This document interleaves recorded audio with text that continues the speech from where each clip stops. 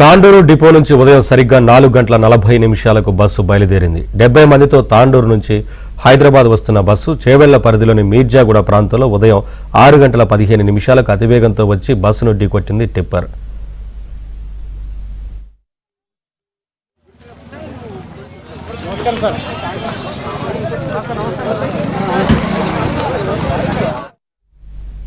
Updates మా ప్రతినిధి ప్రవీణ్ అందిస్తారు.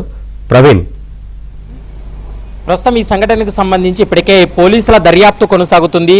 ఎందుకంటే ఇంత దారుణమైనటువంటి ఘటన, ఎందుకంటే ఉదయం అందరూ కూడా హైదరాబాద్కి వచ్చి వారి పనులు చేసుకోవాలనేటువంటి ఉద్దేశంతో ఉదయం దాదాపు 30 మంది తాండూరు నుంచినే బయలుదేరినటువంటి పరిస్థితి ఉంది. మొత్తం 72 మంది ఆ బస్సులో ఉన్నటువంటి సమయంలో, అంటే ప్రమాదం జరిగినటువంటి సమయంలో ఆ బస్సులో దాదాపు 72 మంది ఉన్నట్లు ఇప్పటికే గుర్తించడం జరిగింది. ఒక్కొక్కరిది ఒక్కొక్క సంఘటన మనం చూడాలి. ఎందుకంటే వాళ్ళు పడినటువంటి బాధ, నరకయాతన ఒక్కొక్కసారి మనం అక్కడ స్థానికులతోటి కావచ్చు, లేదా వాళ్ళు బయటపడిన తర్వాత మాట్లాడినటువంటి వారి మాటల్లో వింటే చాలా బాధాకరమైనటువంటి అంశంగా మనం చూడాల్సి ఉంటుంది. ఎందుకంటే ఇటు ఆ బస్సు వెళ్తున్నటువంటి క్రమంలో ఆపోజిట్ వచ్చినటువంటి టిప్పర్ లారీ అతి వేగంగా వచ్చి రాంగ్ రూట్లో ఢీకొట్టడం వల్ల ఈ ప్రమాదం జరిగింది. ఇందులో దాదాపు 19 మంది, ఇప్పటి వరకు అధికారికంగా 19 మంది ప్రాణాలు కోల్పోయారు. ఇక క్షతగాత్రులందరినీ కూడా స్థానికంగా ఉన్నటువంటి 2 హాస్పిటల్ కూడా తరలించినటువంటి పరిస్థితి. ఇందులో మహిళలు ఎక్కువగా చనిపోవడం జరిగింది. మహిళలకు చాలామంది, అంటే 8 మందికి మహిళలకు ఎలాంటి గాయాలు లేకున్నా కూడా వాళ్ళు ప్రాణాలు కోల్పోయారు. దీనికి ప్రధానమైనటువంటి కారణం ఏంటంటే ఒక్కసారిగా టిప్పర్ ఢీకొట్టడంతో ఆ టిప్పర్లో ఉన్నటువంటి గులకరాలు ఏవైతే ఉన్నాయో, కంకర ఏదైతే ఉందో అదంతా కూడా వీళ్ళ మీద పడిపోవడంతో చాలామంది ఊపిరాడక చనిపోయినటువంటి సంఘటన. మరోవైపు ఆ సమయంలో వాళ్ళ ఆర్తనాదాలు మొత్తం దద్దరిల్లినటువంటి పరిస్థితి కూడా కనపడింది. వాళ్ళు కనీసం ఎవరు హెల్ప్ చేయలేనటువంటి పొజిషన్లో ఉన్నారు. ప్రతి ఒక్కరూ కూడా తాము ప్రాణాలతో బయటపడాలనే ఉద్దేశంతో వారందరూ కూడా అక్కడ ఉన్నటువంటి బస్సుకు ఉన్నటువంటి ఆ కిటికీలను కూడా బ్రేక్ చేసి బయటపడినటువంటి పరిస్థితి కూడా కనపడుతుంది. ఒకవైపు కూర్చున్నటువంటి మహిళలందరూ కూడా ప్రాణాలు కోల్పోవడం జరిగింది. ఎందుకంటే ఆ డ్రైవర్ వైపు ఒక్కసారిగా ఢీకొట్టడం వల్ల కంకర్ మొత్తం కూడా వారిపై పడడం, మరోవైపు ఊపిరాడక చాలా మంది ప్రాణాలు కోల్పోయారు అనేటువంటి అంశాన్ని కూడా ప్రస్తుతం పోలీసుల విచారణలో కూడా వెల్లడైనటువంటి అంశం కనపడుతుంది. ఇక కోటి ఉమెన్స్ కాలేజీలో చదివేటువంటి 3 అక్క చెల్లెలు కూడా ఈ ప్రమాదంలో ప్రాణాలు కోల్పోయినటువంటి పరిస్థితి ఉంది. తనుష, సాయిప్రియ, నందిని, వీరి 3 కూడా ఉదయం తండ్రి యాలయ్య గౌడ్ కూడా వాళ్ళని బస్సు ఎక్కించి హైదరాబాద్కు పంపించడం జరిగింది.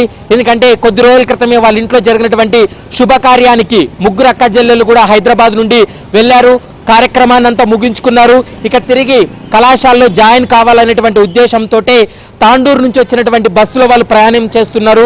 ఈ నేపథ్యంలో 3 కూడా ఒకే సీట్లోనే ఒకే వైపే కూర్చున్నారు. ఈ 3 కూర్చున్నటువంటి సీట్లో ఎక్కువగా ఈ యొక్క కంకర పడడం, మరోవైపు తలకు మరోవైపు చేతులకు బలమైనటువంటి గాయాలు కావడంతో 3 అక్క జిల్లాలు కూడా ప్రాణాలు కోల్పోవడంతో ఒక్కసారిగా వారి కుటుంబంలో విషాద ఛాయలు అలుముకున్నాయనేది కూడా మనకు స్పష్టంగా అర్థమవుతుంది. ఇక మరొక సంఘటన మనం గమనించినట్లయితే దాదాపు ఇందులో 8 మంది టీచర్స్ కూడా ఉన్నారు. అంటే వివిధ కళాశాలలో పనిచేసేటువంటి వారు కావచ్చు, స్కూల్స్లో పనిచేసేటువంటి వారు కూడా రోజు వాళ్ళు అప్ అండ్ డౌన్ చేసేటువంటి వారు ఉన్నారు. వారు కూడా తిరిగి హైదరాబాద్కు వస్తున్నటువంటి క్రమంలోనే ప్రమాదం జరిగింది. ఇందులో 3 టీచర్లు కూడా ప్రాణాలు కోల్పోయినటువంటి సంఘటన మనకు స్పష్టంగా అర్థమవుతుంది. కాబట్టి ఈ 19 మంది ప్రాణాలు కోల్పోయినటువంటి అంశానికి సంబంధించి ఇప్పటికే పోలీసుల దర్యాప్తులో చాలా కీలక అంశాలు కూడా బయటపడేటువంటి అవకాశం అయితే కనబడుతుంది. ఇక బస్సు డ్రైవర్ దస్తగిరి ఎవరైతే ఉన్నాడో ఇతను కూడా ప్రాణాలు కోల్పోయాడు.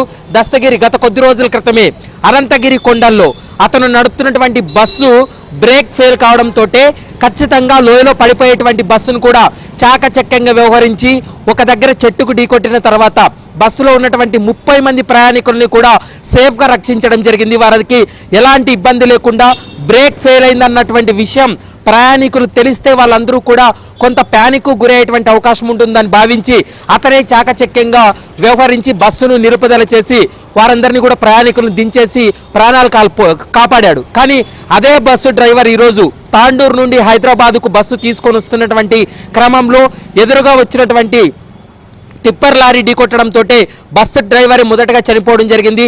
దాని వెనుక ఉన్నటువంటి ప్రయాణికులు దాదాపు 19 మంది ప్రాణాలు కోల్పోగా మరికొంతమంది గాయాలు పాల్కావడంతో స్థానికంగా ఉన్నటువంటి హాస్పిటల్లో చికిత్స పొందుతున్నారు. అంటే మృత్యు అనేది ఏ రూపంలో వస్తుందో తెలియదు. ఎందుకంటే ఆర్టీసీ బస్సు కరెక్ట్ రూట్లో వెళ్ళినప్పటికీ కూడా టిప్పర్ డ్రైవర్ రాంగ్ రూట్లో వచ్చి అతి వేగంగా వచ్చి నిర్లక్ష్యంగా డ్రైవ్ చేస్తూ ఢీ కొట్టడం వల్లే ఈ స్థాయిలో ప్రమాదం జరిగింది.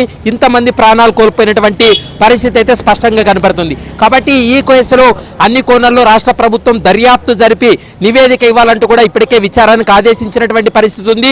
దీంతో రాజేంద్ర నగర్ డీసీపీ నేతృత్వంలోని 5 మంది అధికారులు ఈ కేసును దర్యాప్తు కొనసాగిస్తున్నారు. ఈ కేసును మొత్తం కూడా లా అండ్ ఆర్డర్ అడిషనల్ డీజీగా ఉన్నటువంటి మహేష్ భగవత్ పూర్తి స్థాయిలో పర్యవేక్షణ కూడా కొనసాగిస్తున్నటువంటి పరిస్థితి అయితే స్పష్టంగా కనబడుతుంది. ఇలాంటి సంఘటన మరోసారి పునరావృతం కాకుండా ఉండాలి అంటే రాష్ట్ర ప్రభుత్వం ఎలాంటి చర్యలు తీసుకోవాలనేటువంటి అంశానికి సంబంధించి కూడా ఒక నివేదికను రాష్ట్ర ప్రభుత్వం కోరింది. కాబట్టి ముఖ్యంగా అక్కడ రోడ్డు కూడా ఎందుకంటే తక్కువగా ఉంది, రోడ్డు విస్తీర్ణం పెంచాల్సి ఉంటుంది, రోడ్డు వెడల్పు చేయాల్సి ఉంటుంది. అది చాలా కాలంగా ప్రపోజల్ ఉన్నప్పటికీ కూడా కొన్ని కారణాలతోటి టెక్నికల్ కారణాలతోటి ఆ రోడ్డు పనులు అనేది ముందుకు సాగలేదు. గతంలో కూడా చాలా సందర్భాల్లో మనం చూసాం. అదే స్పాట్లోనే గతంలో 2-3 ఇన్సిడెంట్లు అవ్వడం జరిగింది. సమీపంలోనే మనం గడిచినటువంటి 4 నెలల క్రితమే ఒక టిప్పర్ లారీ పక్కనే ఉన్నటువంటి అంటే కూలీలు కావచ్చు, మరోవైపు అక్కడ కూరగాయల వ్యాపారం చేసేటువంటి వారిపైన దూసుకెళ్లి 5 మంది ప్రాణాలు కోల్పోయినటువంటి సంఘటన కూడా మనం గతంలో చూసాం. ఇలాంటి సంఘటనలు వారం 10 రోజులకు ఏదో ఒకటి చిన్న చిన్న సంఘటనలు జరుగుతున్నాయి. 2 వీలర్లో వెళ్ళేటువంటి వారు కూడా ప్రాణాలు కోల్పోతున్నటువంటి పరిస్థితి కనపడుతుంది. ఎందుకంటే ఓవర్టేక్ చేయబోయి ముందున్నటువంటి వాహనాన్ని ఢీకొట్టడం లేదా ఎదురున్నటువంటి వాహనాన్ని ఢీకొట్టినటువంటి సంఘటనలు చాలా మంది ద్విచక్ర వాహనదారులు కూడా ఆ రూట్లో ప్రాణాలు కోల్పోయారనేది అక్కడ ఉన్నటువంటి స్థానికులు చెప్తున్నటువంటి మాట.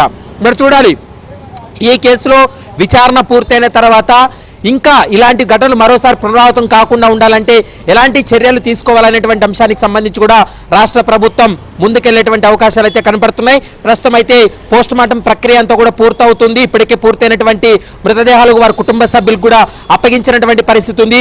ఎక్కువ మంది ప్రయాణించిన వాళ్ళలో మనం గమనించాల్సింది ఏంటంటే చాలా మంది కళాశాల విద్యార్థులు. ఎందుకంటే వాళ్ళంతా కూడా ఆదివారం శనివారం హాలిడే ఉండడంతో వారందరూ కూడా స్వంత ఊర్లకు వెళ్ళడం జరిగింది.